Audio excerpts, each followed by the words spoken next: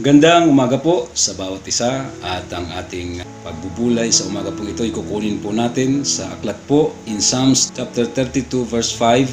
I acknowledge my sin unto thee, and mine iniquity have I not hid. I said, I will confess my transgressions unto the Lord, and thou forgavest the iniquity of my sin. Salah.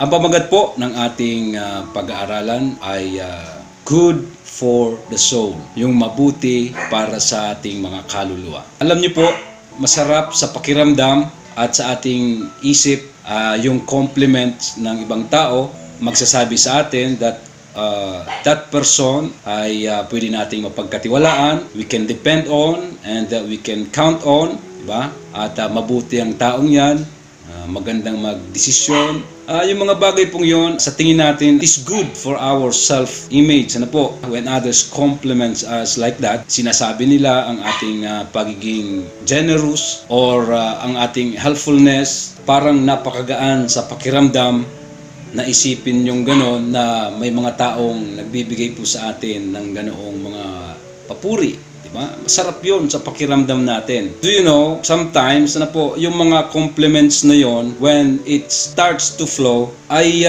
minsan madali nating nakakalimutan po yung katotohanan. Na ano po, hindi po tayo talaga mabuti. And we admit that. Isa lang po ang mabuti, di ba? Ang Panginoon lamang ang mabuti. At kapag ang ating mga karakter na nababanggit po ng ibang tao, nagko-contribute po yan sa ating mga kahinaan para isipin natin na ako pala ay isang maayos sa paningin po ng mga tao. Ano po? At minsan, yung thinking na yon nagbibigay tuloy po sa atin. We start to hide something na tayo lang nakakaalam. Hindi natin ma-confess sa Panginoon because yung bagay na yon, ano po, ay it might ruin our good reputation. Gaya nga po ng nakikita ng tao. Diba? So, ang danger po nito, isa po sa danger nito is we ignore yung God's command for us to confess our sins. Ano po? Na, sabi ko nga kanina, we must admit that we are not good. Diba? Ang paningin lang ng tao, maganda sa pakiramdam yon, pero ang katotohanan po talaga, ano po, we admit it or not, we are not that good. Hindi po tayo mabuti talaga. Ano po? Bakit? Because of sins. Tayo po yung nagkakasala eh. Di ba? May mga panahon, may mga pagkakataon na yung tao, nakikita tayo na mabuting tao sa paningin nila, pero hindi nila alam yung ating mga iniisip, di ba? Hindi natin alam nila kung ano yung mga nasa sa puso natin. And mostly, di ba? Aminin natin ito sa hindi, mostly of our thoughts ay hindi po talaga nakapagbibigay ng papuri sa Panginoon, di ba? Kaya nga po ang sabi ni David, I acknowledge my sin unto thee. Alam niya po, alam ni David yung naturalesa natin. Kaya nga, ito po yung magbibigay sa atin ng pagkakataon na maipakita sa Panginoon, di ba, that we are not that good. Ang tao lamang ang nagsasabi that we are good. Ano po? Sabi ni David, I acknowledge my sin unto thee, and mine iniquity have I not hid. I said, I will confess my transgression unto thee, O Lord. Diba? And thou forgavest the iniquity of my sin. Yung mga compliments will not make us a better people. Ano po? Hindi po yon, kasi panglabas, nakaanyuan ng appearance, at hindi po yun magbibigay sa atin ng talagang maayos na yung nakikita, yung may approval ng Panginoon. What makes us better people is when we confess our sins to the Lord.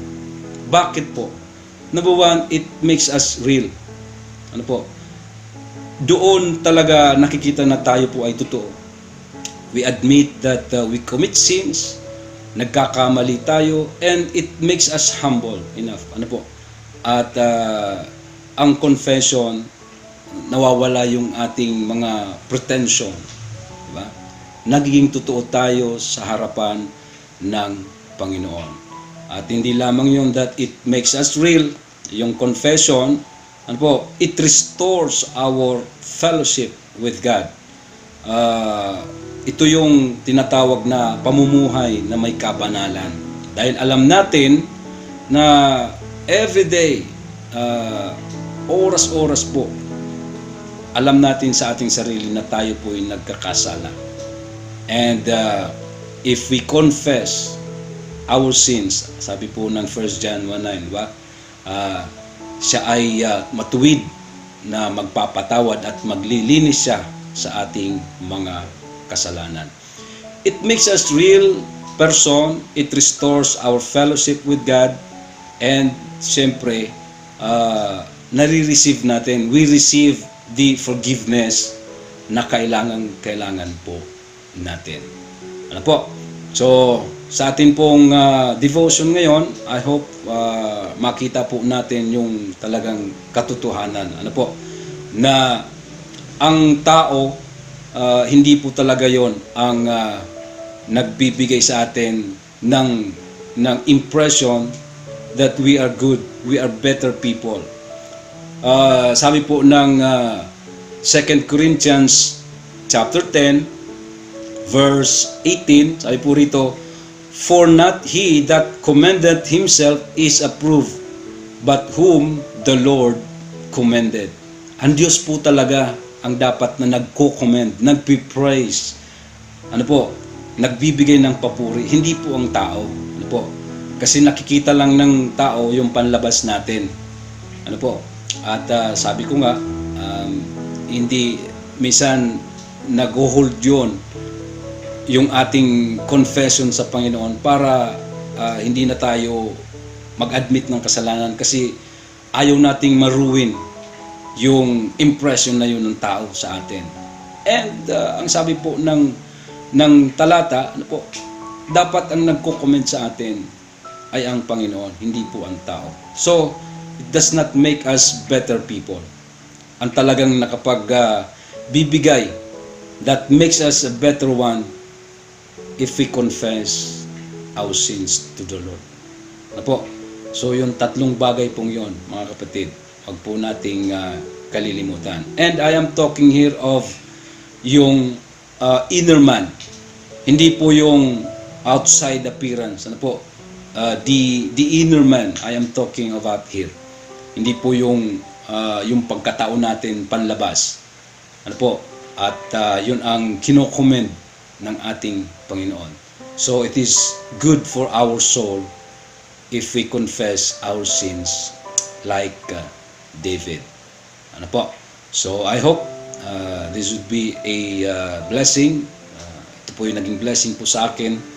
At every day ay gusto kong ipakita sa Panginoon na talagang I want to be a better people, a person sa harapan po niya.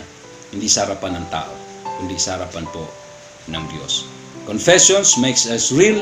It restores our fellowship and we can receive the forgiveness that we needed. Gandang umaga po sa inyong lahat and let us pray. Panginoon, maraming salamat po sa umaga pong ito at kami po'y binigyan mo ng pagkataon upang pagbulay-bulayan ang iyong salita sa umaga pong ito. Salamat po sa opportunity ito and please Lord help us to remember that your opinion, Panginoon, sa amin is the only one that really matters, Panginoon Diyos. Kaya salamat po and bless us. Ingatan niyo po kami sa buong araw na ito, Panginoon. In Jesus' name we pray. Amen. Amen. Gandang umaga po sa inyong lahat at mag-ingat po kayo.